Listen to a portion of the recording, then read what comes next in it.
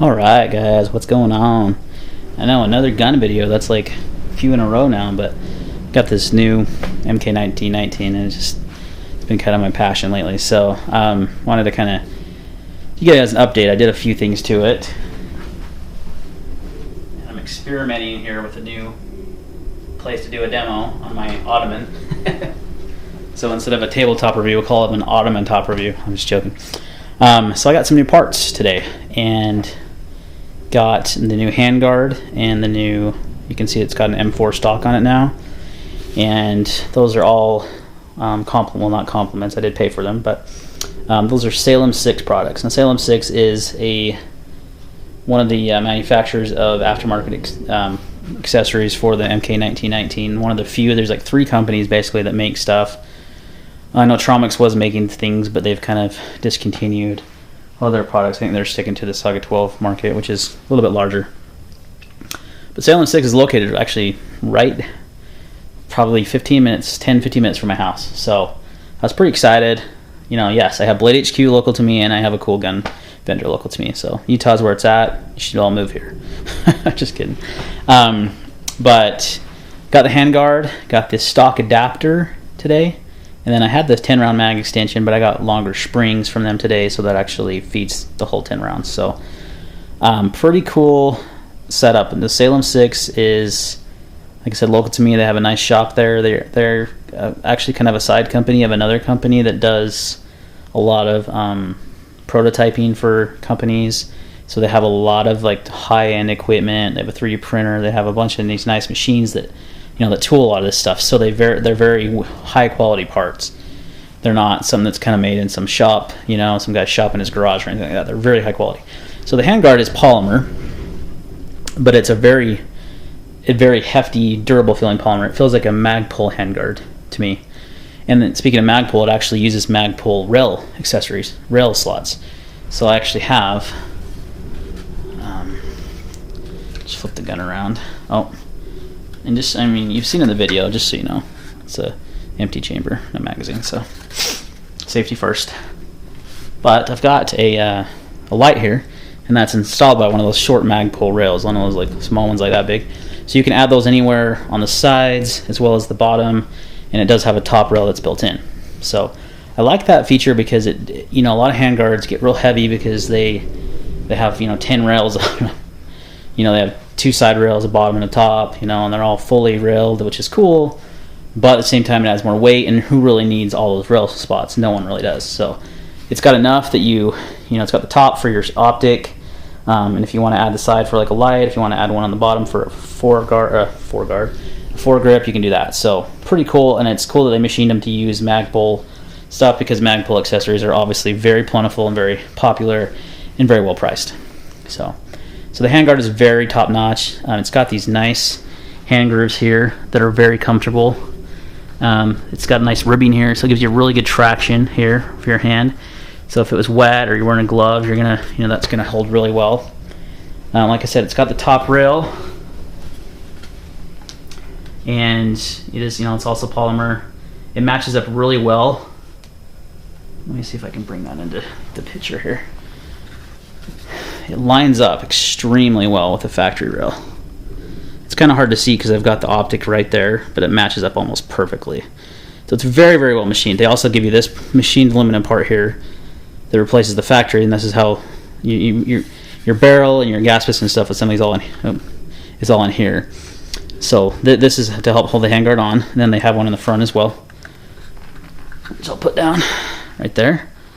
So they have that right there, and that's the machined aluminum, and then they replace the nut as well. Super easy to install, easy to take on and off. So when you want to add a new rail, you simply unscrew that, and it comes apart in 2 pieces. So really high quality product, highly recommend it. We're going to talk about the parts now, and then I'm going to do a second kind of part about the company themselves. So, and I'm trying my best to stay out of the picture here, so hopefully I do. So let's talk about the stock adapter. So let's see, there we go. So the stock adapter allows you to run any kind of M4 stock. They also have a folding stock adapter that allows you to run a folding stock. I chose the M4 style. It was actually a little bit more expensive, but because I wanted to run a Magpul Untitled stock. That's what I have on my AR-15s. I have the CTR on my AR-15, and then I have an MOE on the 22. I went with the MOE here just because of the cost. I really don't see much of a difference between the CTR. There is a few changes with the locking, the locking adjustment, but I decided to go with the MOE this time. I did have the larger butt pad from Magpul. That I think this is the .70 butt pad, and it's the biggest one I think they make to kind of help absorb some of that recoil of the 12 gauge. But the adapter, really high quality piece, and what you have to do is you basically cut off the stock right there, the factory stock, because the factory stock and is all part of the lower. It's all machined and molded into one, including the pistol grip. Now Salem6 also does make a pistol grip adapter where you can run any kind of AR-15 grip. I didn't mind this grip. I thought it was pretty comfortable and ergonomic, so I just decided to leave it. Just cut costs. Maybe one day I will go that route, but to get it running the way I wanted, this was sufficient for now. So the adapter is aluminum. It's obviously threaded. It accepts the mil-spec buffer tube. You don't need the whole assembly, just the buffer tube and the castle nut. You don't need the spring. You don't need the plunger. So if you're going to buy that, you can buy. I bought the what did I buy it for? $13 I think off Amazon. The buffer tube. I got the castle nut locally because I didn't know I needed it, so I got it today. But one nice feature about their stock adapters, they give you this, and you can't really see it, looks like it's flush, but this is a locking plate. So it actually locks that buffer in there. Some of the early stock adapters were having some issues when you'd shoot them, they'd come loose. So that prevents that from happening, which is nice. So really great product. If you're going to buy one accessory to start, I would totally go with the stock adapter. It makes a huge difference on the gun. Handles so much better with that MOE stock. It's adjustable, so more shooters can shoot it if you're smaller. I've got it all the way shut now just because. But like my son could shoot this, my wife, and then if I make it longer, if it's a male, so it's nice to have that adjustability. The 10-round mag extensions are also made by Salem6, and they basically take the 5-round factory mag, and then this is like an extension basically, so you can hold 5 more rounds. Now I did have to replace the spring, which they do make for the new mags, because the old mag spring would work. This one's not quite long enough, so they do supply I think it's a 10 or 11 coil spring, so they do function really well.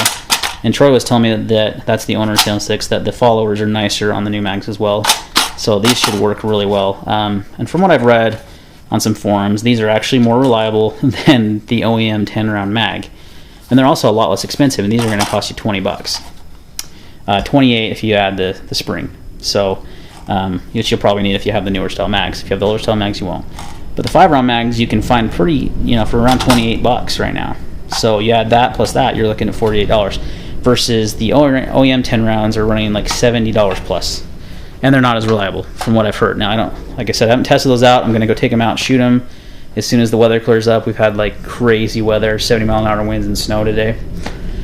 Yeah, so, and you can probably hear the wind howling in the background. So that's the big key, is I want to get out and test this stuff, field test it. This is, an overview video to kind of show you what it looks like, to, give you an idea of the quality of the materials, and the product is really nice.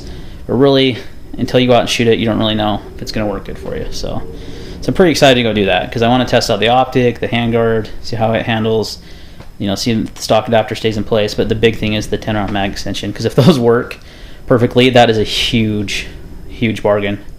So let's talk about Salem6 a little bit. So they're a company that's out of Utah. They're actually it's a division of a larger company that does a lot of prototyping for companies been in business for a long time. So they have some really high quality machines there. They have 3D printer. They've done a lot of work. They've done work with desert tactical sniper rifles. They helped develop one of their rifles. So they've got really good firearms background. And I know they have a few projects on the horizon that aren't fully in yet, that they're going to be doing besides these accessories. So keep an eye out for that name. I think they're going to get pretty huge. But the accessories they sell for the MK 1919 are really top notch. They're also the most affordable. Their adapters, the same price as everyone else's stock adapter. Their handguard's quite a bit cheaper. It's about $30, $40, $50 cheaper than the other handguards out there. So definitely a viable option if you're looking for those. Got to meet with Troy for probably there for about 2 hours today. They were awesome. They cut the stock for me for $10, which is so awesome because I know a lot of vendors charge a lot more than that. So they cut it for me. It's something you can do on your own, but if you mess it up, you could screw up your whole gun. So I was kind of sketched on that. So when they told me they'd do it for me and they were local to me, I was like, no brainer. They also installed the handguard for me, which was really easy to do, but they just did it while I was there. So really good customer service from those guys. And like I said, they're just really down-to-earth guys, really cool to deal with. So it's really nice to be able to walk into a manufacturing facility and see how the parts are made and see, you know, the quality of them. And it just gives you a better, you know, you want to be more invested in a company like that because you've actually had a chance to see it firsthand. You know, and I'm making this video. I'm not in any way affiliated with them, associated with them, but I do want to give them a huge shout out because they had awesome customer service. They treated me awesome. It was just fun to sit and talk guns with them. You know, Troy was a really smart businessman. I could tell he's very successful. So definitely support them. I'm gonna buy all their parts. Probably I'm gonna get their charging handle too. If anything else that I need, they make it, so I'll just get it from them. And I'm hoping to be able to test some new parts if they make them as well for them. So we'll see about that. But and if you're wondering about the funky blue towel, I just put that down so I didn't have my gun on the ottoman because it's microfiber and my wife would probably kill me. So yeah, just kind of tabletop review of the Salem6 Handguard and stock adapter. But I mean, look at how much better this gun looks. Now it looks like an AR-15. It handles more like an AR. Just going to be a really fun gun. I'm really excited. The nice thing is it's pretty much finished. I mean, out of the box, it ran really well. You know, the only thing I would have changed is what I did. You know, I'd rather have in a collapsible stock. I'd rather have a handguard that I could mount a few things on. Well, that's done. You know, that's all the work they really need. The Saga 12, on the other hand, you have to convert to pistol grip stock and move the trigger root forward. It's a lot more work. The guns are more expensive. They're getting harder and harder to find. They may not be imported anymore. So I think the MK1919 is going to start taking over that market. A lot of 3-gunners use this gun. There's Firebird makes custom billet lowers for it. They do a lot of 3-gun stuff. So there's a lot of parts and such available for this gun. It just doesn't have as big of a name as the Saga 12. So having dealt with both guns, if you want an easier route, the MK1919 is definitely the way. The Sagas take a while to get running. There's a lot of parts out there, and they're not difficult to get running on the low brass, but they definitely don't out of the box. And this has 90%, and it was a brand new gun, hadn't even been cleaned, disassembled, anything. So we'll see how it does on the next shooting route. I haven't made up my mind 100% that this gun is super reliable, but all I'm gonna do is go out and shoot it, and that's the best thing you can do. Break it in, and even if it doesn't, if it still kind of hiccups with the low brass stuff, it was made to be a combat shotgun. It was meant to fire buckshot slugs. If you want to use it for hunting, it's a great hunting option. You know, you can use slugs. You got the 20-inch barrel. It's going to be a little bit more velocity out of those on the buckshot. You know, I could think of hog hunting would be a really good gun for that. So if you want to use it for hunting, you can. If you want to use it for self-defense, obviously you're not going to pick birdshot for self-defense. You're going to pick buckshot, which it fires 100%. So it is fun to shoot the cheaper stuff, and it has done very well with that. So don't get me wrong, but that's not what it was designed to do. A lot of people have that idea in their head. Guess what? It's a combat shotgun. You know, don't be disappointed if you take it out brand new and try to feed the crappiest ammo in it and it doesn't function. Guess what? It wasn't designed to. But in my case, I took a box of 25 Federal low brass bulk shot 100, cheap stuff you get at Walmart. Fed it 23 out of 25 shells, no problem. 2 shells didn't extract all the way. Brand spanking new gun. I'll take that any day, because even after I put all that money and time and effort into my Saga, it's still hook up a little bit. So this is right out of the box. So now it's going to be even better. Hopefully, I don't think changing these parts would affect the gun and performance at all, but I guess we'll find out. So look forward to the next video, which will be of this gun. Will be live fire, testing out the mag extensions, seeing how the optic holds up to the recoil. So questions or comments, leave them below, and please like the video and share if you will, and I appreciate the subscribers, and I'll talk to you next time. Be safe.